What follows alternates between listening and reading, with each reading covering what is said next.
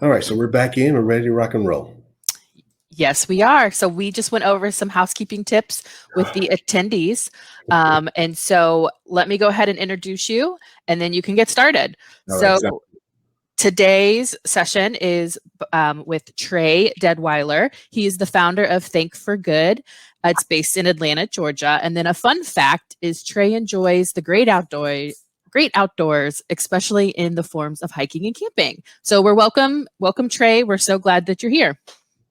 Thank you all so much for your patience, and I appreciate Volunteer Florida for allowing me to be here today. We're going to talk about a couple of things. But before we do that, I just want to give you a quick tip of how we're going to flow through this. We only have an hour, and so it's going to be a lot of information that we're going to try to cover with you within an hour. So if you are someone like me, you are a note taker, or I want to implore you to take notes. What I'd like you to do is on your, if you're writing them down using your pen, I say the pen is always I would say pen has a better, and a pen and pencil has a much better memory than sometimes our minds. And so if you're using paper, using your journal, on the right side, I want you to take notes. Of course, if you hear things that are resonating with you, things that you want to keep in your mind, take notes over on the left side. On the left side, on the right side, I want you to make notes. Meaning, we are going through this process, as we're going through this hour, think about things that apply to you specifically, or how you can actually turn those tips into SES, or the small executable steps for your own practice, your own programs, your life, and your leadership. And that's how we're going to go do it today. I just wanted to quickly introduce myself fully. My name is, again, Trey Deadweiler, running the leadership of Think for Good and the Service Nerd Collective. Definitely an AmeriCorps alum. I've served in 2004, many years ago, and actually have been in national service ever since. But also not just national service, but basically designing programs and initiatives, volunteer-based, specialized volunteer-based as well. So like skills-based and so on, corporate volunteerism, all of those projects over this course of since national service, about 16 years, but I've been in the nonprofit sector since 2000. So we're just hitting 20 years of this work, and I wouldn't do anything differently. So if we can go ahead and get started, I just wanted to start off with our conversation of how, since we are talking about creating high impact projects for our organizations, I just really wanted to, and we can use our chat. What are some things that you're thinking about when you hear creating sustain and meaningful change? What are the things that you're doing in your community right now? I would love to see those in the chat before we go into any deeper in our session.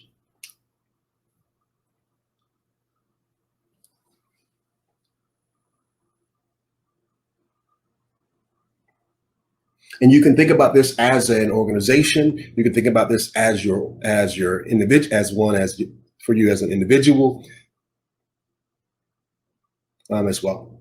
Something that your family may be doing. So one of the things that I'm doing, so we've developed, of course, mentoring programs over the years. I've worked in just about every single AmeriCorps focused area. So I've worked in environmental stewardship. I worked in economic opportunity for a number of years. I've done numerous education projects and initiatives over the years as well.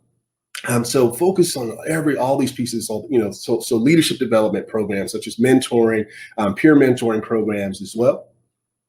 Partnerships and collaboration, I see they're coming in. Youth development, I actually started in youth development, and so now I'm in adult development, so to speak. Awesome. Good to see some folks, seniors staying engaged. Perfect. Getting buy-ins from the people. Good. Perfect. These look great.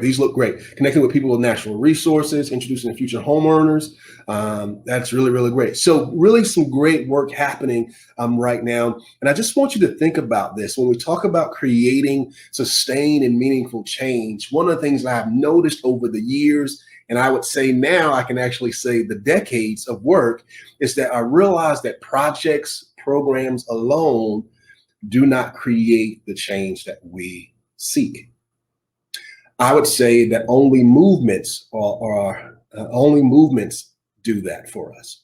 Which means basically, if you've ever seen those projects, it's like, having this one idea, this one project, and this one magic pill or magic program usually doesn't move the needle and achieve those overall outcomes, those long-term outcomes that we really want to seek and really want to have.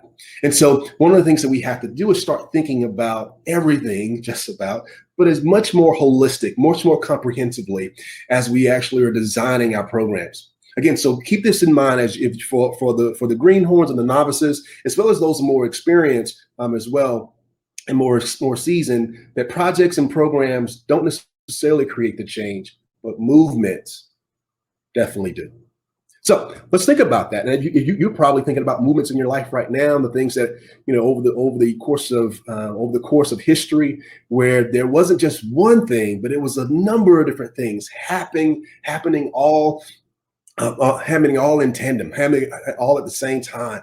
And I think that's what you start to see. We can talk about the civil rights movement. We can talk about a lot of other different movements as well. But there's a lot of things that are happening simultaneously, moving along. They may not feel that they're connected even, but they are all definitely contributing to the end outcome and success that we want to achieve. So that's what we're going to talk about today, how you can start to be much more holistic in your design, how you can start thinking about, what is the root cause of all of these pieces, and what is it that my organization, what skills, knowledge, abilities, opinions, attitudes, all of those things, and what we have and resources that we have so that we can design the best program and be the most effective in our particular place.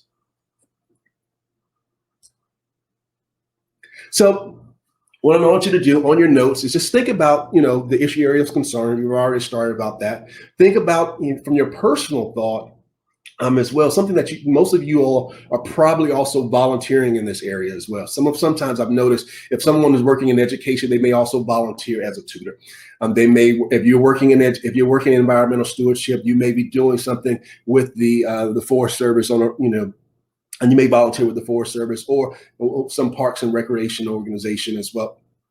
And so I want you to think about that. Think about just take for a moment and think about the issue area that you're working in or a project that you really, really enjoy, right? Something that was really, really meaningful to you. Think about what the activities were. What were those activities? What did you actually accomplish? But also even more important, or very, very important, what were the feelings of that particular experience? What were the feelings from that particular experience? You can throw those in the chat if you would like, but I think it's something that we should remember is that about the experience that we're trying to achieve. Because this also connects to those outcomes. In my other work as a coach, I always talk about that it's really not the goals within the things that we're trying to accomplish. It's the experience from the goals that we're actually trying to reach. So when we're doing some future casting, just like we would do now, we're trying to figure out what is the experience, the outcome, not just the activities and the outputs, but we're really trying to figure out what is that made us feel this, the change in mindset, the change in opinion, right? The change in status and so on. And sometimes as we're getting to that particular place, we can also create a nice emotional attachment to those things.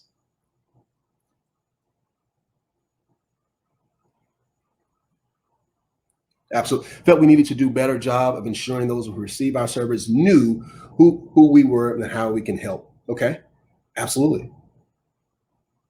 So I just want you to think about this. This is something that as you are designing, I want you this is just a quick, thought experiment for you and a reflection. So think about your favorite projects, probably ones that you're working on now or something that you've done before, and the feelings that came about, the activities and the things that you accomplished.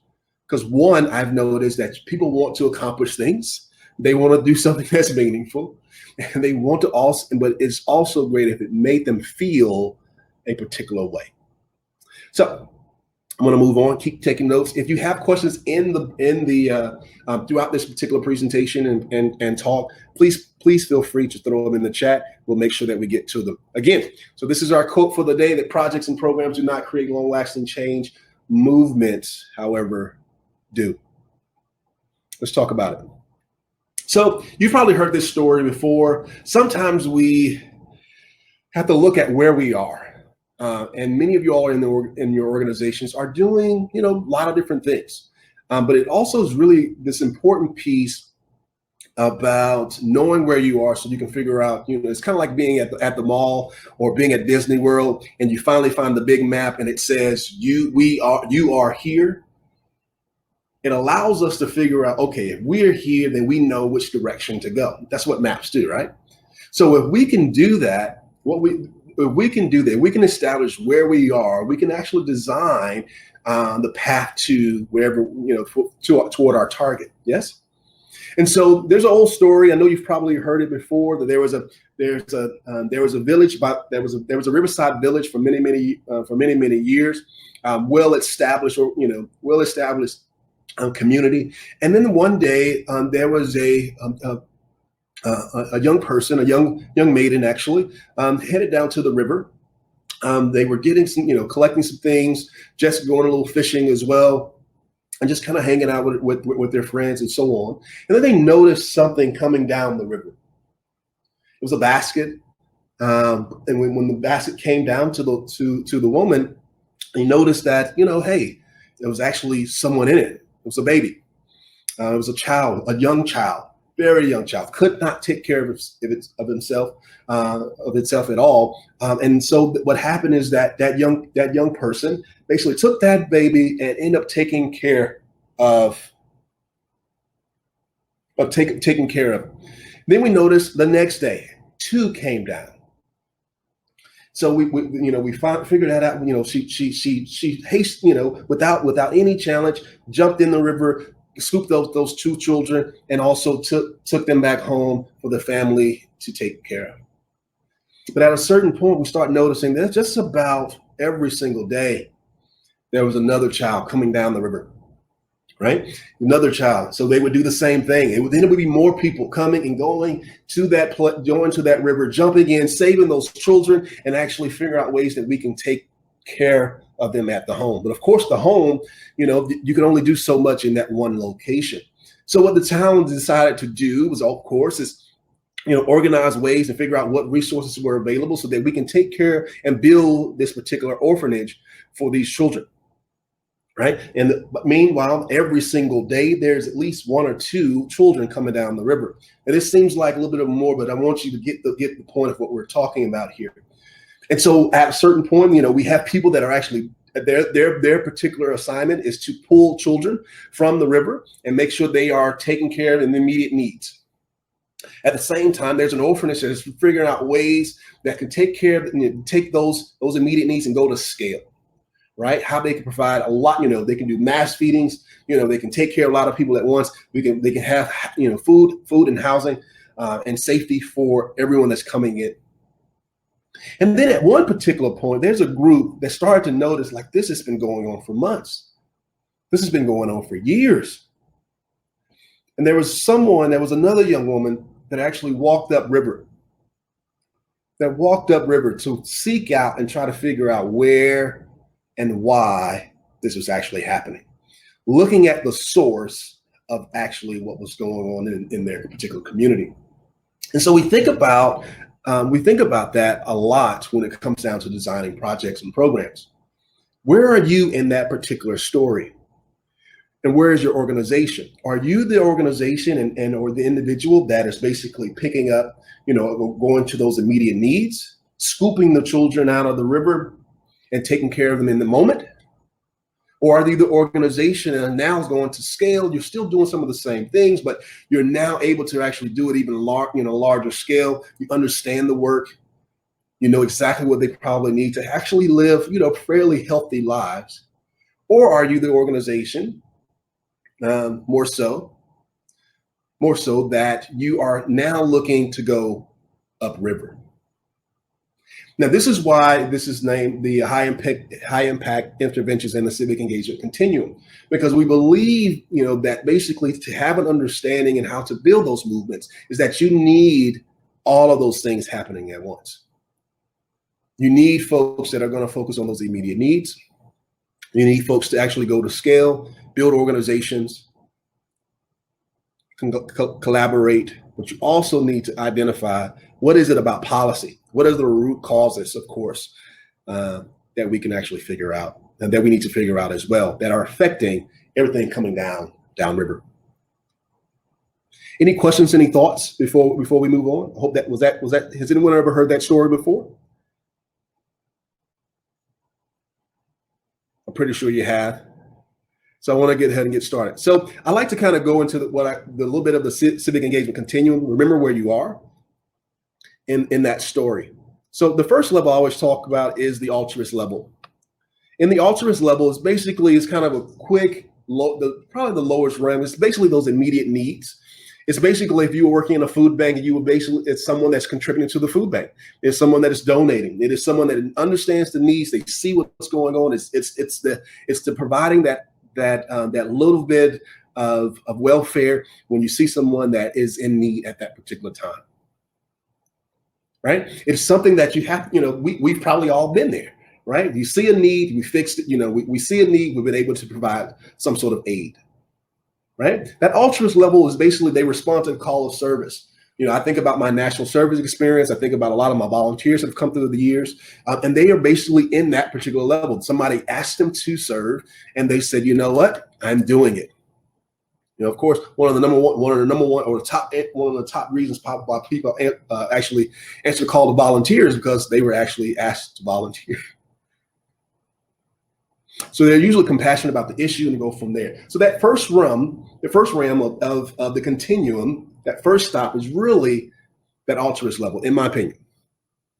And you may call it something else, but I like to classify it as that. Second level is basically what I call the advocate level.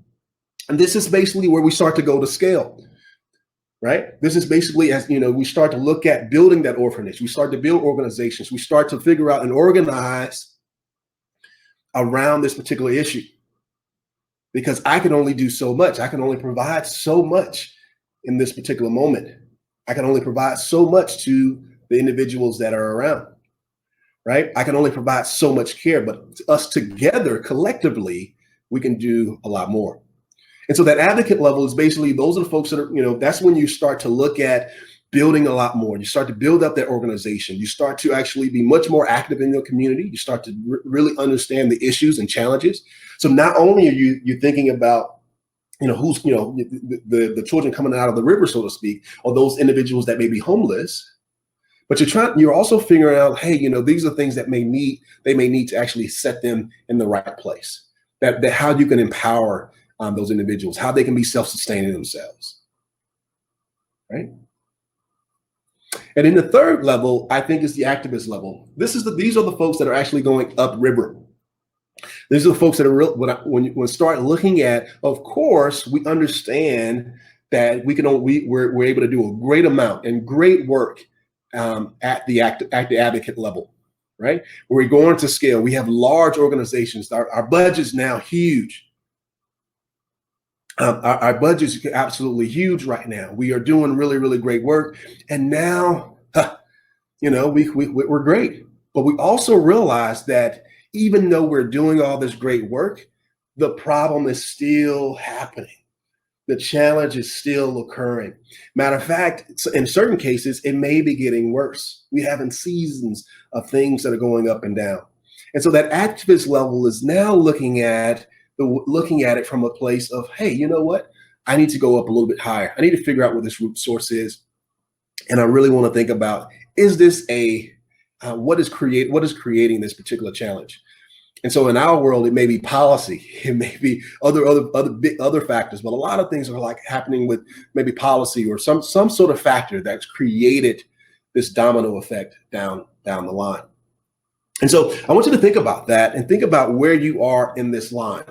From the altruist level to the activist level, where did you feel that you are on the civic engagement continuum. Now you can think about this as your organization, for yourself, or just in groups that you're in. What are your thoughts on where you are right now?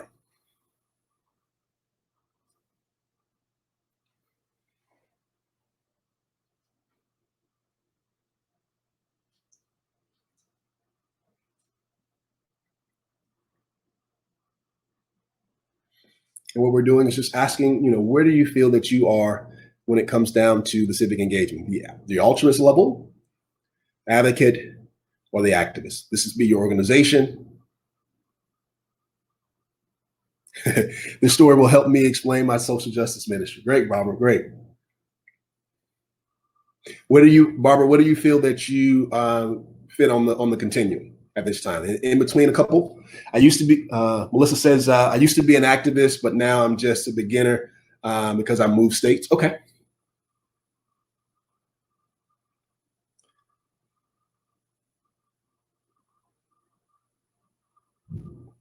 We'll give a couple more seconds. Anyone else like to give some feedback?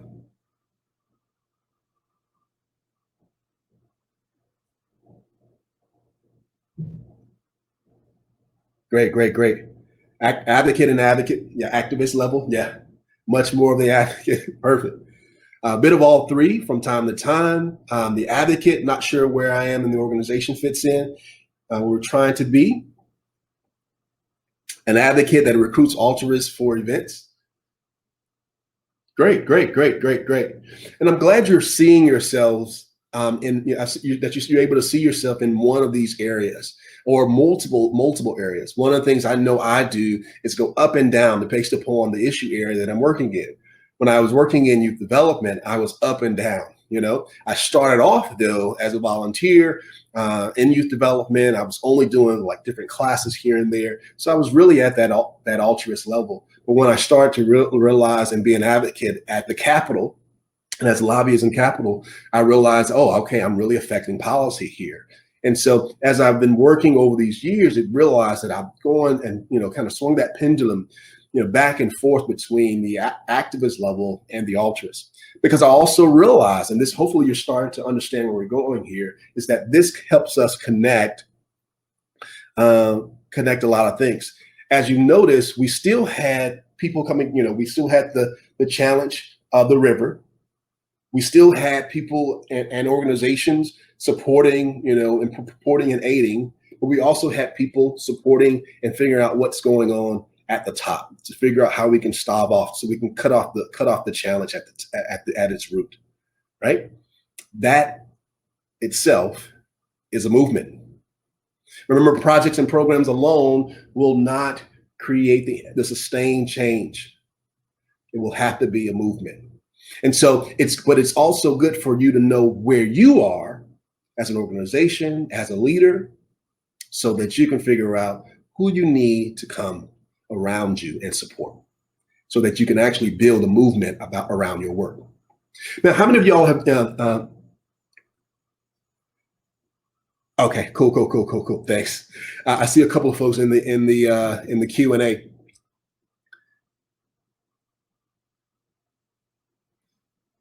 So let's see here. Let's see what we have here. Let's see. Don't altruist levels actions sometimes result in wrong responses because we haven't asked the questions and just acted.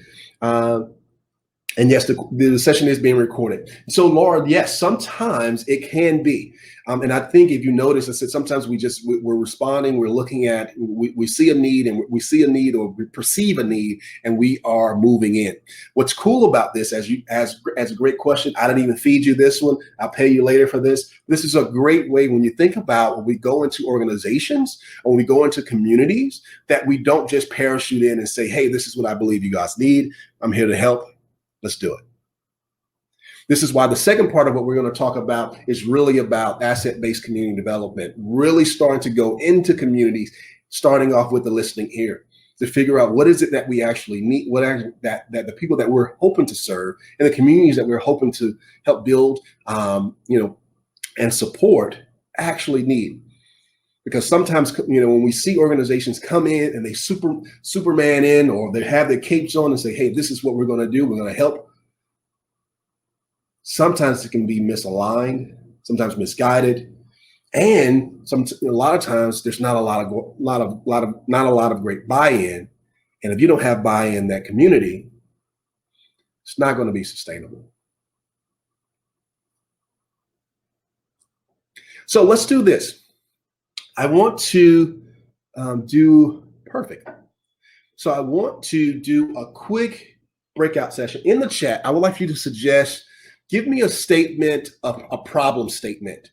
So for example, that may be happening in your area. So for example, let's say in your area, there is 58% of 58% of the students at this particular school are reading below grade level. Right? I want you to so think something like that. Or there are, let's say, for example, there has been an increase in the number of those individuals unemployed in our particular area over the last 10 years. So a problem statement that you may be dealing with right now. I want to get some suggestions in here because we're going to do a quick breakout, and I want you to think about. We're going to do a pretty quick breakout, but I want you to start thinking about some things in a different way if you haven't. Any suggestions that you would like to use for the group?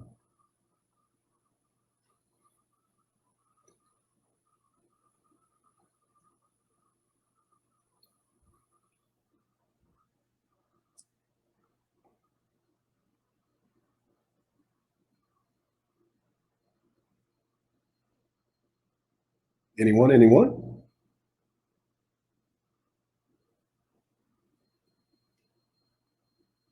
With COVID, we're seeing a decrease in our older volunteers. Here's another one from Megan. There's been an increase in school-age kids needing nutritious meals during the COVID-19. Perfect. Let's start right there. Let's focus on that. Let's do. I work with mentoring youth program. Our school is not well enough equipped to prepare students to do well and graduate. I want to focus on those first two. Thanks, Madison. I want to focus on those first two. And let's do this. Let's try this. Let's try the one from Megan to kind of zone in on. This is a process I like to do when I'm really starting to do strategic planning sessions, when I'm about to jump into the theory of change with folks, really jump in with design for individuals. We try to get down to the root. As you remember, we talked about, the great programs and building movements, we have to start looking at root causes, but also never neglect the immediate needs. And so what I want us to do here is just take a quick process in your mind, and we're going to break up into small groups real fast. But in the question, I would like you to start off with what I call the process is called the 5 whys. Now, we've used this in the technical space, in the tech space for a number of years when we're trying to identify what's going on with the code. But this also, so if you've used Six Sigma before, process and so on, you've probably seen this before. But I also start using this in our work in the nonprofit sector, and I found it to be extremely helpful to figure out those whys. What I would like for you to do is, as we go into our breakout, what I would like for you to do, cool. What I would like for you to do is actually start off with the question. The first statement, as we think about the statement that we have up there. There's been an increase in the number. Well, let's see. What was it again? There has been an increase in school-age kids needing nutritious meals due to COVID-19. Question you ask from that statement, we have to ask the first why. Right? So any suggestions? So Megan, what would you say the first why? Why is that in the immediate? What's your first why? What's your first answer to the why is that?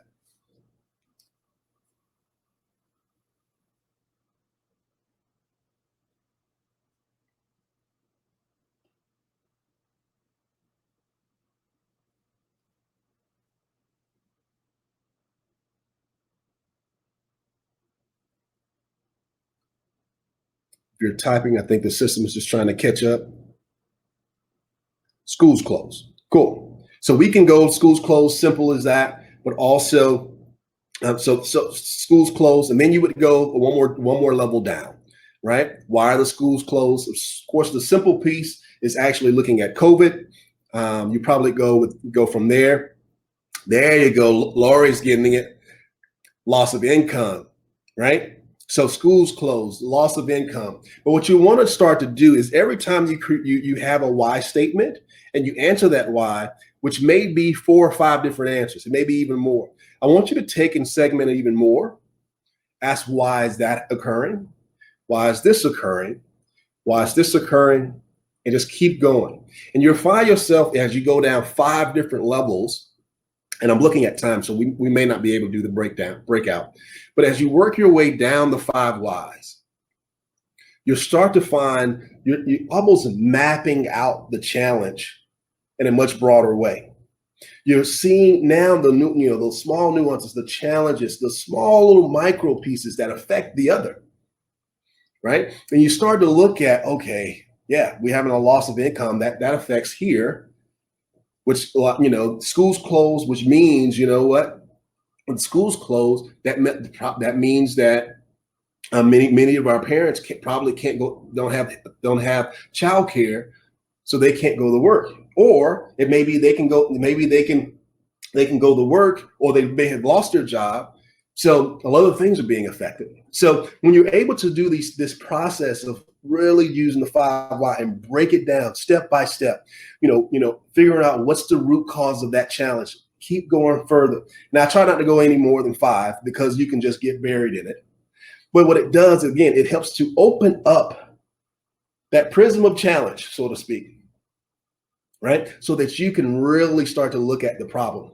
Now, the cool part about that, here's the great thing about it. It can be overwhelming, of course, if you start to look at this problem with such, how big it is and everything that you have to tackle.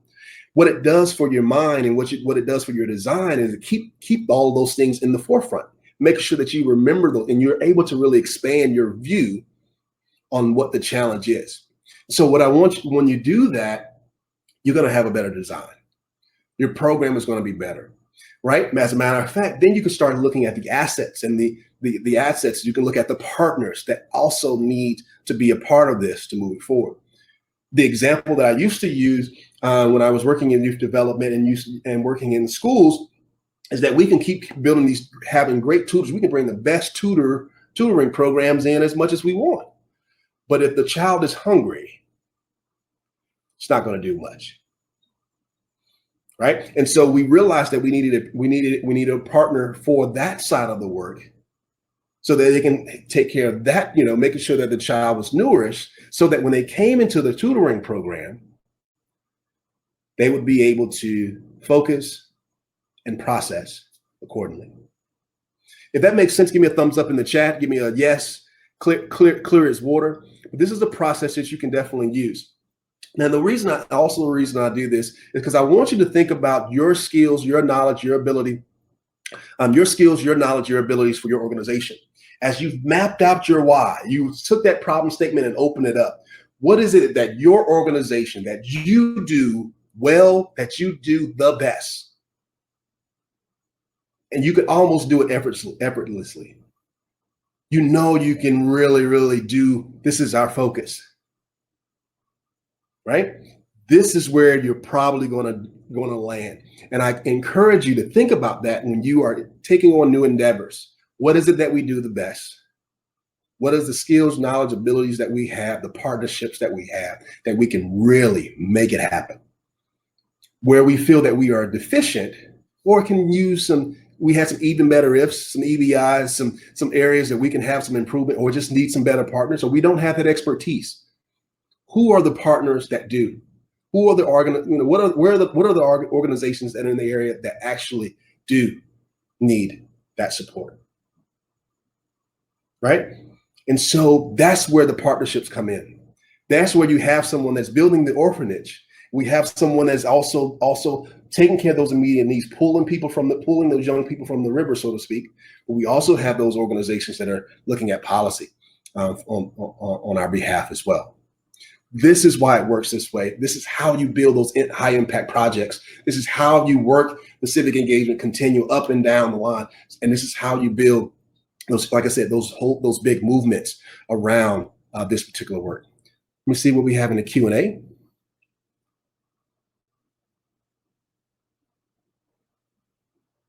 How can we show long-term strategies in our grant making? I can probably come back to that in a few moments. All right.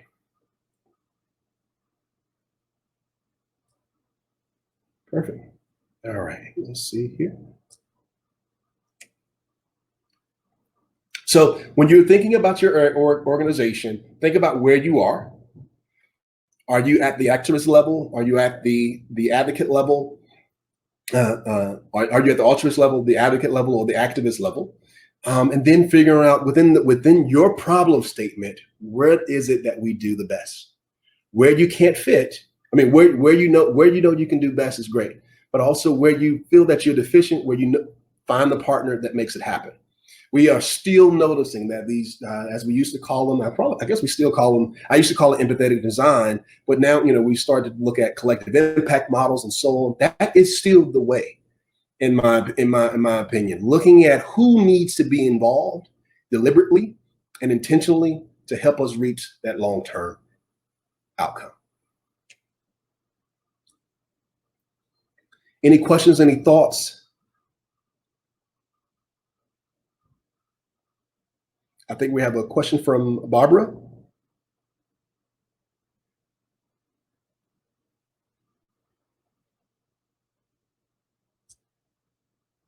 We'll come back to that.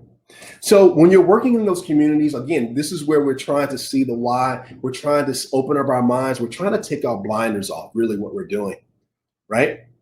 We're trying to take those blinders off. So that helps us not just jump into communities and say, hey, this is what you need. It jumps in as an inquisitor, as with an inquiry rather, right? You jump in with a listening and attentive ear. You're not in response rehearsal, as sometimes people do when they're trying to communicate. You're not in their place with judgment, but it really is about having good presence and paying attention to the now, right? So we were doing a mindful leadership session. I'll talk a lot about paying attention to the now. But this is what you're doing when you're working in communities. You need making sure that you're paying attention to what's actually happening, to the reality. It's not just the ideal and what we believe needs to happen. And so I want to talk about, as we transition, and about to close, just thinking about these asset-based and deficit-based approaches to our work. When we jump into those communities, once we mapped out our idea, well, it's time to move. We're trying to go into the communities and make sure that what we believe on the whiteboard that we just created, right? The idea, all the things that we were just developing are actually going to work. Now, what's ideal even more is when you're developing those whiteboard projects and you have that logic model all the way through, that you're actually involving stakeholders like that would actually going to benefit from it. So those beneficiaries, if you can, work the idea with them as well. So there's an asset-based approach to always looking at things, looking at people, looking at the individuals, looking at what's going on in the community, not just looking at the problems and the challenges, but looking at what are the things, the abilities, the skills, knowledge, and everything else that's available that we can leverage to actually move the needle forward. And so I always say, try to make sure that you're always working and incorporating within the culture of the culture in the context of the beneficiaries in the community that you're working with, right? And so sometimes when we usually are like, okay, yeah, I got that. I understand the culture a little bit. That's great. But of course, we see the surface culture. What we see on a regular basis, it may be the food, it may be food, the flags, how people wear, how we dress. But true presence, when you start to realize you're in that community for a while, there's some other things that are just different. It's very tacit. It's things that are not necessarily stated at all, but there's a way of being. There's a way of communicating. There's places that you go, places you don't go. Right? So as you think about that, try to go into deep culture, and deep culture development and understanding starts off with presence in those particular communities. And that takes some time. It takes relationships. It takes trust. Remember that every single one of your relationships is built on trust. Every single one of them, even the one that we have right now, right? Every single one of your relationships is built on trust. And trust itself is built upon time, effort, and engagement. So a lot of times your first organizational priority or first program priority is building trust in that particular community. Making sure that you're a trusted source of engagement, of effort, that people can actually rely on you, that you can rely on them, that you have a really good, strong relationship. Now, as we close out, I want you to think about this. These are the things that you want to look at to make sure that you have an asset-based approach to your work so that you can have a high impact movement, high impact organization, high impact program initiative, and so on. Right? And the process is straightforward. I would say discover, connect, mobilize, then build. Right? You discover, you figure out what's actually going on. You figure out, you investigate. That's the listening ear. You connect, you build the relationships. From the relationship that you build, from that listening ear, you're able to mobilize and you're able to build from there. Right? And so one of the other parts of this, and this is something to remind yourself of as you're building those programs, see how many dependencies are unfortunate consequence of your work. What I mean by that, sometimes we've seen programs that, they create this idea of sustainable is not necessarily as empowering for the individual.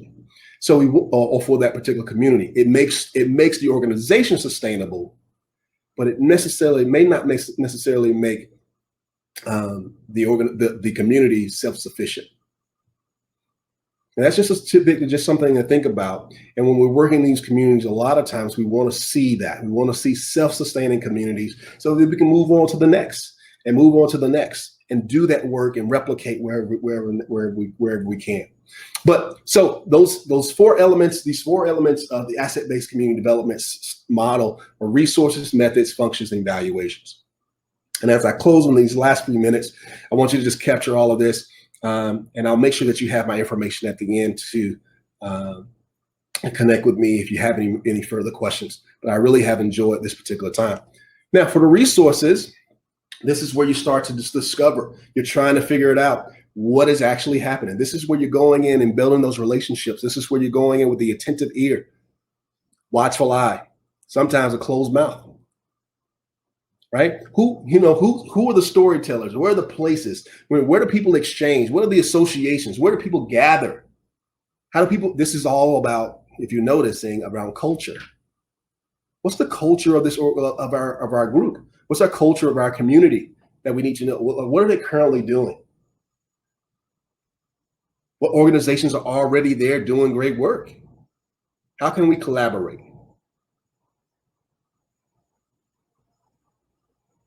Right? What challenges are they most concerned about? From there, we're gathering information. This is the discovery phase, right? This is that discovery phase. Then the methods, I think, are always going to be, when you're in this particular asset-based model, you're going to look at always, like I said before, is creating empowerment, which means you're going to give folks tools. And I think this is a great thing to think about. One of the mantras we used to have is we want them to feel like they did it themselves, right? Do your job so well that the community that you worked with says and can exclaim that we did it. Not just that the organization did it, that we did it, that they felt that this is a part of their work as well. Right? And because when you're going into this process, as you're making sure that they are empowered, then what's going to happen is they get to tell you as an organization, this is where we feel that we can be, where you can be of help. That's being listening. That's being having the right attentive ear, and then getting in where you fit in. This is where we feel that we can help. Being in agreement with that community. right? Again, this is different from jumping in, as I used to call it, parachuting in and saying, hey, this is what we're doing. I used to be a wildland firefighter, and I remember just them, just jumping. The fire jumpers were some of the funnest people to be around, but also sometimes not. And so it felt great to kind of watch them come in, but sometimes it just, it wasn't always the best environment to be around, in my opinion. So think about that. When you're parachuting in, you're probably going to create dependencies. You're probably not in that place of listening. So you want to make sure that you're having that attentive ear. And then figure out at that point, discovering what actually, where you can actually support. That's a part of the methods. That is, as you're developing your methods and you're developing your community engagement and process, think about these things as you move.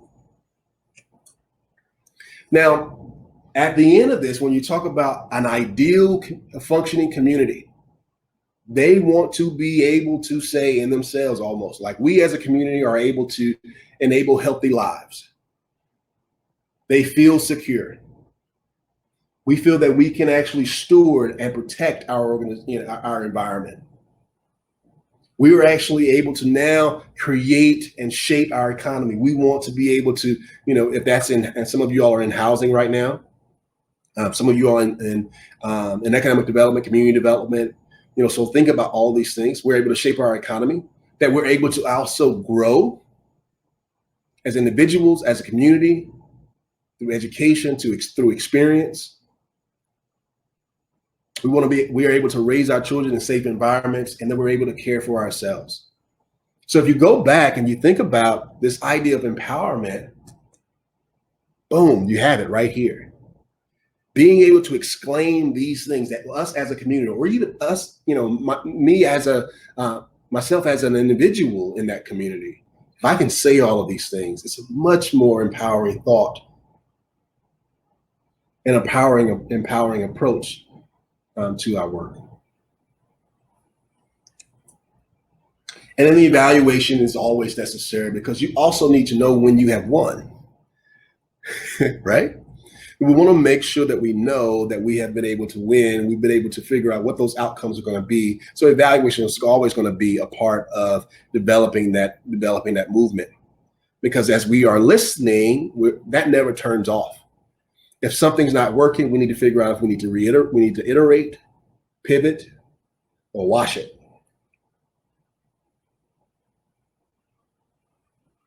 So I think that's something. So we need to know where we're in there, but also understands as you're designing your projects in there, what are the indicators of success? Now, as we go through that, that's when we start to look at those outcomes. We start looking at, what's the percentage of change that we want to see, right? What are the actual activities that we're going to conduct? How many people are we're going to reach? How many houses are we going to build? How many acres are we going to cover? How many children are we going to be able to feed? Those are the things that we're looking for as you move forward. But I always like to connect that not only are you dealing with those immediate needs and the challenge, but if it's a truly empowering model, you're also increasing civic outcomes as well. So not only are the children being able to graduate on time, but they also now feel like they feel more capable as citizens. They're more prone to be, start off with an altruist level and work their way up to somewhere else on that civic engagement continuum. Does this make sense? Give me a quick check-in from where you are. If this is making sense, if you have questions, I'm going to check the Q&A right now. Since I recently had a request from an honorarium, a community leader, prior to agreeing to an interview, how much respect for this individual and worth? Do you have advice to find a way to compensate others in non-monetary ways? So in non-monetary ways, I think sometimes, I would need more context. Let's see. So non-monetary ways that I like to actually Well, you said compensate. So, but one of the things to recognize volunteers for their work, of course, is to actually, we can celebrate them in a lot of different ways. You can do a large email blast, of course. Things that are really, really low budget are basically a quick card with a big thank you. Recognizing them at another event as someone. Sometimes people like to be up. Also depends on. I would say you have if you can, and this takes a little bit of time, but also if you can figure out your volunteers' motivation, their primary motivation style, you can really start to move from there. Now, this is really, really fast, and because I know we kind of still crunched on time. But if you know that they are affiliation motivated, then putting them in an exclusive group where it's maybe, it's the creme de la creme of the community, connecting with them or having some sort of networking group where it's only, quote unquote members only and exclusive, that can be cool. If they're achievement motivated, of course, sometimes achievement motivated individuals just want more great work. They want leadership in some particular way, or they just want to be able to, say, hey, I checked the box off. If they're influence motivated, meaning sometimes they like to be up front, they're very talkative, so on. They want to be leaders in some particular way. They have no problem convincing you that they are a great leader. They will then actually give them an opportunity to speak, right? Give them an opportunity, and that helps to one, tap into their motivation. But in a lot of cases, it also helps them to reiterate who they believe they are. That always works, right? Who they are, or who they want to become, what they want to do, and how they do it, right? So it connects to an internal mission of theirs to actually move them forward. And so I find that to be really, really powerful, and some easy ways to kind of to move people forward and celebrate them and recognize them.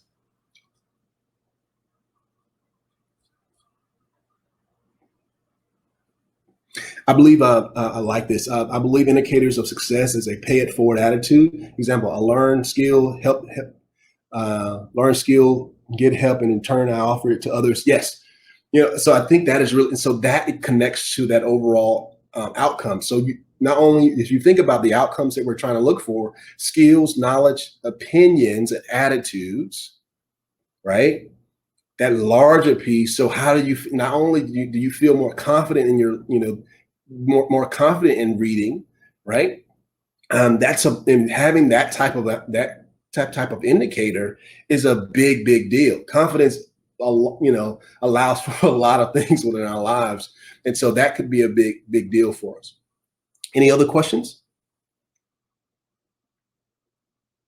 So this is a quick piece here, and hopefully it was helpful. It is a big swing, but think about the civic engagement continuum. I want you to think about the civic engagement continuum and where you are in your organization. Some of us are actually, as an individual, we may be at the altruist level, but we work with organizations at the policy level or at the activist level, right? And that's totally okay. Just know when you're doing the work where you are.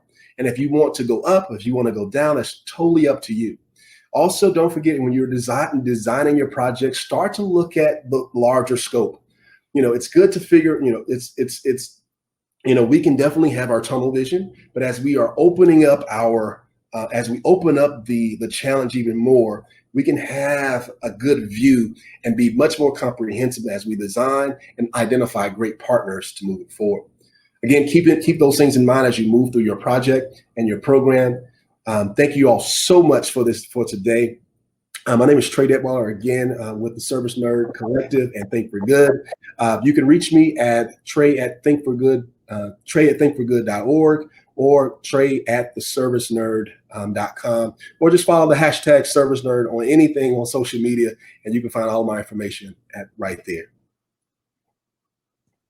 Audrey, you there?